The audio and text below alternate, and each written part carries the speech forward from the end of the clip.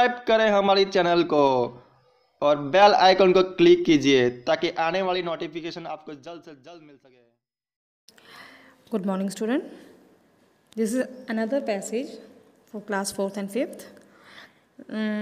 अब मैं ये पैसेज को रीड करूँगी और आपको इसकी हिंदी बताऊँगी, उसके बाद इसके क्वेश्चंस और आंसर्स आपको बताऊँगी। तो आपको ध्यानपूर्वक ये पैसेज पढ़ना है और इसी में से ही आंसर आपको, जो मैंने क्वेश्चन पुट किए हैं वो भी इसी में से ही हैं और जो आंसर बताऊँगी वो भी इसी पैसेज के अंदर है। तो सबसे पहले मैं पैसेज स्टार्ट कर दूँगी। Washing machine clean clothing by forcing a water and detergent mixture through clothes. Washing machine clean clothing मतलब जो वॉशिंग मशीन है, आपको पता ही है, आपकी मम्मी वॉशिंग मशीन में कपड़े धोती है, कपड़े धोने वाली जो मशीन होती है उसको वॉशिंग मशीन कहते हैं। फोर्स के साथ वो क्या करती है, अपनी वॉशिंग मशीन के अंदर साबुन और सर्फ डालते हैं, अब उसका मिक्सचर बन जाता है। अब कपड़े उसके साथ ऐसे रगड़ती है वॉशिंग मशीन कि उसके अंदर से जो मैल होती है वो निकल जाती है।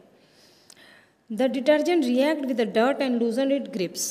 अब जो सर्फ होता है वो क्या बोलते हैं, कपड़े के साथ जैसे ही वो क्या बोलते हैं, कपड़े के साथ कपड़े के ऊपर जो धूल मिट्टी होती है उसके साथ रिएक्ट होता है, मतलब मिलता है। जब जैसे ही धूल मिट्टी के साथ जाके वो मिक्स होता है तो वो उसको, उसकी जो ग्रिप होती है धूल मिट्टी की, उसको लूज़ कर देता है और उस कपड़ों में से वो मैल निकल जाती है। In olden days people would beat wet clothes against a stone slab to loosen the dirt.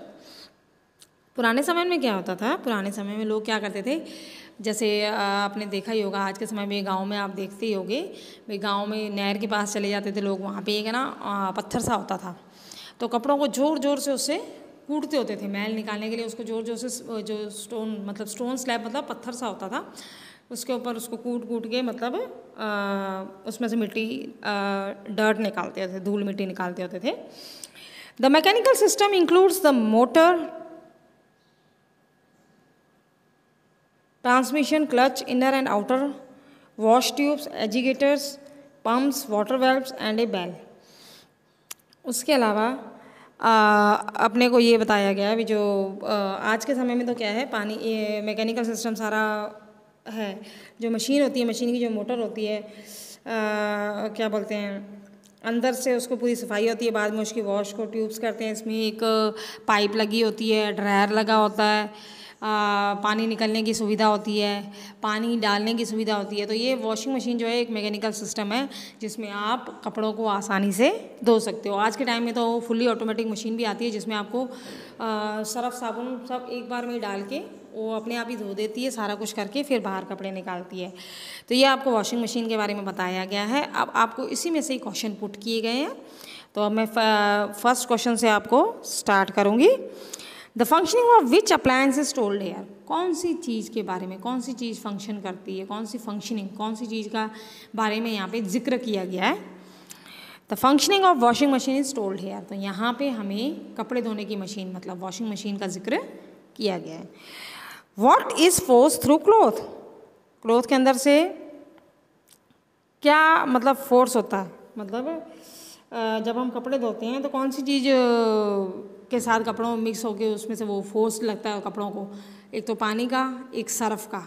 पानी और सर्फ क्या मतलब ज़ोर ज़ोर से रगड़ते हैं इसे और जो मैल होती है उसकी ग्रिप छूट जाती है और वो कपड़े साफ हो जाते हैं। Okay, what are separated from the cloth. अच्छा, कपड़े में से क्या अलग किया जाता है, कपड़े में से धूल मिट्टी को, दाग धब्बों को अलग किया जाता है।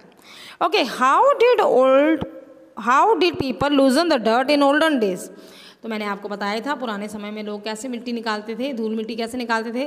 तो पुराने समय में लोग क्या करते थे, जो कपड़ा होता था एक स्टोन स्लैब होती थी, मतलब पत्थर सा बना हुआ होता था, उसके ऊपर ज़ोर ज़ोर से साबुन सुबुन लगा के उसके ऊपर ज़ोर ज़ोर से कूटते थे, जिससे मिट्टी धूल मिट्टी सब कपड़े में से निकल जाती थी। तो ये इस पैसेज के 4 क्वेश्चन हैं। आपको ये पैसेज और इसके क्वेश्चन आंसर इंग्लिश ग्रामर की नोटबुक में नोट डाउन करने हैं। अब मैं उसके बाद आपको बताती हूँ, एक एप्लीकेशन, छोटी सी एप्लीकेशन है, वो भी आप इसके साथ ही ऐड कर लीजिए। तो टीसी के लिए एप्लीकेशन है, हालांकि पहले भी आपने कई बार की है, लेकिन फिर आपको फिर से एक बार रिवाइज़ कराने के लिए हम टीसी की एप्लीकेशन करेंगे। मैंने ये 14 को लिखा था, आप यहाँ पे जो आज की डेट है, जैसे 18 अगस्त है, तो सबसे पहले आप 18 अगस्त 2020 लिखेंगे। उसके बाद the principal Surya public school, जो भी आप स्कूल का नाम लिखना चाहें, मैंने यहाँ पे सूर्य पब्लिक स्कूल गरसाना ही लिखा है। अब हम टीसी के लिए, मतलब टीसी होता है ट्रांसफ़र सर्टिफिकेट, जैसे किसी के पेरेंट्स गवर्नमेंट जॉब करते हैं तो उनकी ट्रांसफ़र हो जाती है, तो टीसी होता है ट्रांसफ़र सर्टिफिकेट। तो ट्रांसफ़र सर्टिफिकेट के ऊपर हमें एक वो लिखना है, एप्लीकेशन लिखनी है प्रिंसिपल को। अच्छा, सबसे पहले आप सर लिखोगे, फिर आप लिखोगे respectfully I beg to say that my father has been transfer to Jaipur, I shall read there. आप सर को लिखेंगे कि नम्रतापूर्वक नम्र निवेदन है कि मेरे पापा जो हैं उनका स्थानांतर मतलब ट्रांसफ़र जयपुर हो चुका है और मुझे वहाँ पे पढ़ाई करनी पड़ेगी। काइंडली इशू में मैं ट्रांसफ़र सर्टिफिकेट, बिल्कुल छोटी सी ट्रांसफ़र सर्टिफिकेट के ऊपर मैंने बनाई है। आप चाहें तो इसमें थोड़ा बहुत और भी ऐड कर सकते हैं, लेकिन मैंने इतना ज़्यादा ऐड नहीं किया है, बिल्कुल सिंपल सो है ताकि आसानी से आप लोग इसको ग्रैब कर सकें या लर्न कर सकें। काइंडली इशू में मैं ट्रांसफ़र सर्टिफिकेट, तो वो प्रिंसिपल से वो कह रहे हैं भाई मुझे मेरा ट्रांसफ़र सर्टिफिकेट इशू कर दीजिए, मुझे जयपुर जाना है, मैंने वहाँ पे पढ़ाई करनी है। फिर आपने थैंकिंग यू लिखना है, धन्यवाद देना है और बताना है भी आपका आज्ञाकारी, जो भी मैंने यहाँ पे नौशी का नाम लिखा है, आप कोई भी नाम लिखना चाहें वो लिख सकते हैं, क्लास 5th 4th जो भी आप जिस क्लास में हैं आप वो लिख सकते हैं। अब आपने ये पैसेज और ये पैराग्राफ दोनों ही कॉपी में नोट डाउन करने हैं। That's all for today, thanks.